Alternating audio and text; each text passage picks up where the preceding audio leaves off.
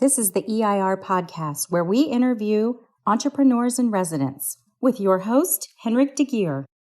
Who are you and what do you do?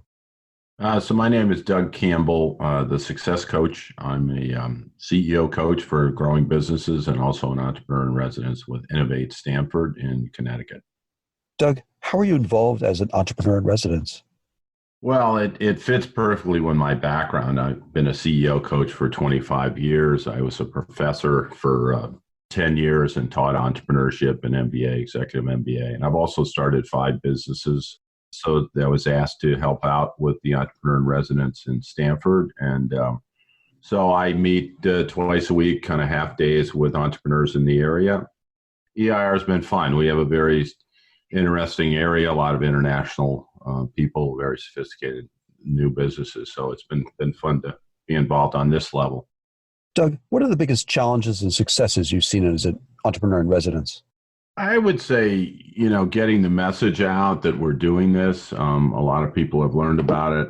We also sponsor and support 1 Million Cups, which is a Kauffman Foundation effort around the country and around the world on entrepreneurship. So I send a lot of people to come to that every month.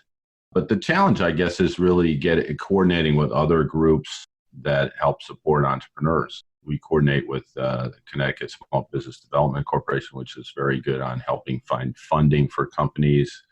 Steve Samaya also is an entrepreneur in residence, so a lot of times we'll tag team entrepreneurs who come to us. Maybe we'll meet with them separately or even meet together sometimes.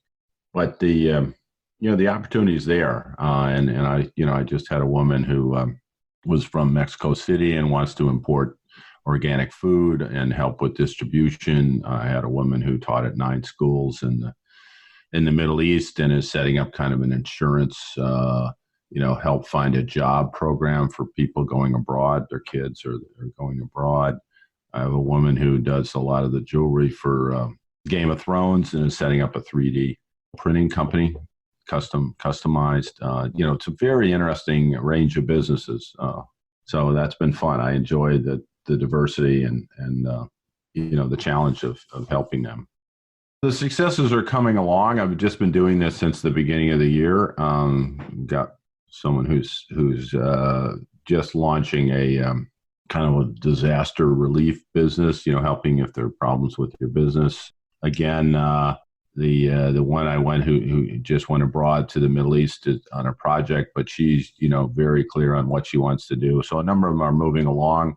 And I think there's a lot of energy behind the entrepreneurship. There are now 4 accelerators in the town. It's about 130,000, a lot of young millennials. So I think this has become part of the culture around the middle of the city.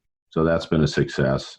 And we've partnered with a number of people. I also mentor Yale entrepreneurs, and I'm involved with the Entrepreneurship Foundation, which supports a lot of college entrepreneurs statewide. And I'm also on the board of the Angel Investor Forum, which helps fund and grow businesses in Connecticut and the area. So I see a lot of people I can connect some of these emerging entrepreneurs with, and that's worked out very well as well. Doug, what advice would you like to share with other EIRs? I think I would have a philosophy. I mean, I actually have always been interested in entrepreneurship, and had a child portrait photography business in college. And when I went to business school at the University of Virginia at Darden, I actually started the Entrepreneurs Club, and I had Frank Batten come in and speak. And Frank was starting a little venture called the Weather Channel, which back then seemed like a wild idea. He sold it for $3.5 billion, but and then he gave $62 million to the Entrepreneurial Center at Darden.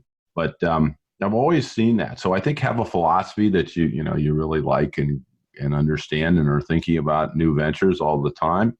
And I certainly network very widely with my background of having started a newspaper and a tutoring business and a consulting business. And I wrote a book on the law of the sea, ocean law, with a professor when I was in college, and worked at the UN and the State Department. And, so I have and I also was head of marketing for a Fortune 100 and had 23 locations, across the country. So I've seen a lot of different business ideas, but I guess have a philosophy to help people and network widely. I tend to get out and network with marketing groups, with PR groups, with coaching groups. I'm in the National Speakers Association, so I've written a couple books on reinventing your business and your career.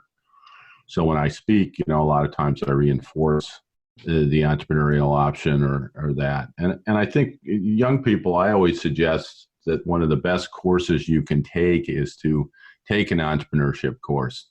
And it really is a great exercise because you have to present your idea, you have to do research, you have to build a team, you have to write up and think, creatively and systematically, and you have to engage people in your idea and get them behind it. So there are a lot of very integrated experiences and components to that. And most courses are, pretty flat, or you kind of learn from a professor and maybe you learn out of a book. But entrepreneurship, you're really out in the marketplace too. When I taught entrepreneurship, I would always have the students go out, I'd give them 20 questions and go out and interview an entrepreneur. Could be a relative, a neighbor, and come back and present it to the class. And everyone did that. And a number of people actually got angels to fund their business. But it was, people like to talk about their businesses and what they've done, and they're passionate about it, even if they're incredibly successful. So, and they do like to help other entrepreneurs. It's definitely part of the culture. So, being an EIR is something I guess I've always been oriented to, and I've really enjoyed the experience. Doug, where can we learn more about Entrepreneurs in Residence and your work as an EIR? I'm the Success Coach, www.thethesuccesscoach.com. As I said, I wrote a book called Where to Go From Here, Reinventing Your Business and Your Career. I'm a national speaker. It's Douglas Campbell 3. If people are interested, or they can send me an email, doug@thesuccesscoach.com. But I think there are a lot of exciting ideas, and I think there's a real new focus maybe on business and entrepreneurship. I was meeting with someone the other day. I was up at a wedding, and he's got a very interesting new ideas to attract. It's called the Rural Lab, and very successful. He grows all the hops for Connecticut brewers. And Connecticut, I have a couple clients that are breweries in Connecticut and have grown rapidly. There are now 111 brewers in Connecticut, which is up from 6 years ago. So huge opportunities in certain niches, and it's exciting. So, but he's trying to attract businesses to a very attractive area of Connecticut called Litchfield, Connecticut. Very successful rural farms and rural businesses, and have, so there are all these ideas bubbling up. So I think, if you find people, I've connected him to several people who will be quite interested in what he's doing. So that's kind of the way I take my philosophy and help build it. And then as I go out and network, or as I read things or see things, I'll send people articles or connect people, because I think it's, once you're passionate about an idea, it's really a question of staying on it and learning and staying focused and getting people to get excited about the idea. And obviously there are probably 80 or 90% of the time are frustrations, but certainly in the early stages. But once you get a lot of momentum, it's a very exciting process, and personal growth is tremendous.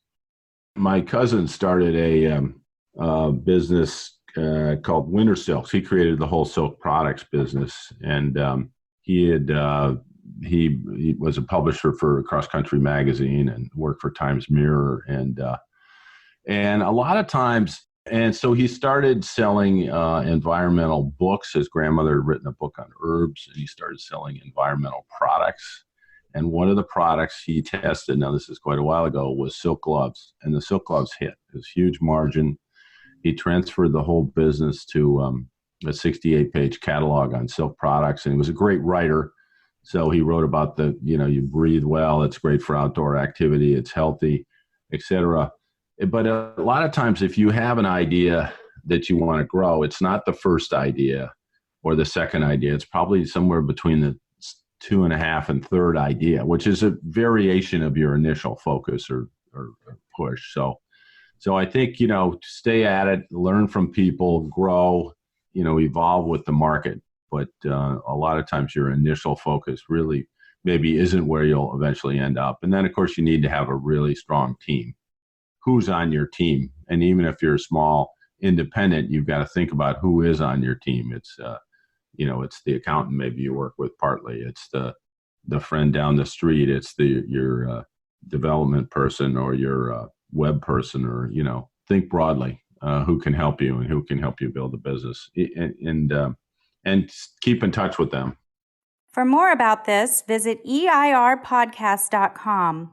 Don't forget to please subscribe, rate, and review. Tune in next week for the next episode. Thanks for listening.